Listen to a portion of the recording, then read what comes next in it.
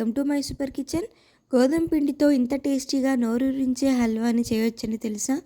చాలా తక్కువ పదార్థాలతో ఇంట్లోనే సింపుల్గా చేసే ఈ హల్వా మెత్తగా నోట్లో కరిగిపోయేలా ఉంటుంది.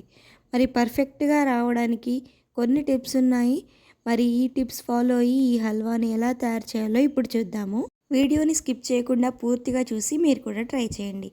దీనికోసం ముందుగా ఒక బౌల్ తీసుకొని దాంట్లోకి 1 కప్పు వరకు గోధుమ పిండిని యాడ్ చేసుకొని కొద్దిగా వాటర్ వేసుకుంటూ ఉండలేమీ లేకుండా మిక్స్ చేసుకోండి.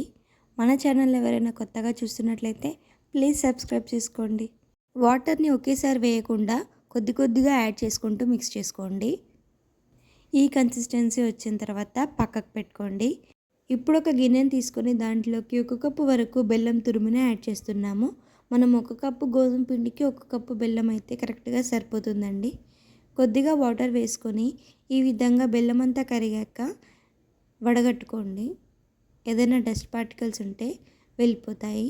ఇప్పుడు మళ్ళీ అదే ప్యాన్లో వేసుకొని మిక్స్ చేస్తూ ఉండండి.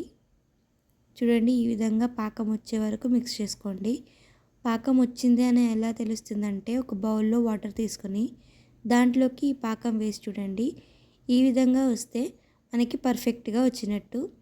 గట్టిగా వచ్చి సౌండ్ రావాల్సిన అవసరం లేదండి, మెత్తగా ఉండాలి పాకం అనేది. ఇప్పుడు ఈ స్టేజ్లో మనం ఇందాక కలిపి పెట్టుకున్న గోధుమ పిండి నీళ్ళని వేసుకొని నీట్గా మిక్స్ చేసుకోండి ఉండలు లేకుండా. మధ్యలో నెయ్యిని వేస్తూ ఉడికించుకోండి. ఈ విధంగా ప్యాన్ నుంచి సపరేట్ కావాలండి. ఇప్పుడు మనకి హల్వా అనేది రెడీ అయిపోయినట్టే. ఇలా చాలా సింపుల్గా ఎంతో రుచిగా మన గోధుమ పిండి హల్వా రెడీ అయిపోయింది. ఒక్కసారి ఈ పద్ధతిలో చేసుకుని చూడండి, రుచి మీకే తెలుస్తుంది. వీడియో కనుక నచ్చినట్లయితే ప్లీజ్ లైక్ చేసి మీ ఫ్రెండ్స్ అండ్ రిలేటివ్స్తో షేర్ చేయండి. ఇలాంటి మరిన్ని రుచికరమైన వంటల కోసం మన ఛానల్ని ఇప్పుడే సబ్స్క్రైబ్ చేసుకోండి. మరో మంచి రెసిపీతో మళ్ళీ కలుద్దాము.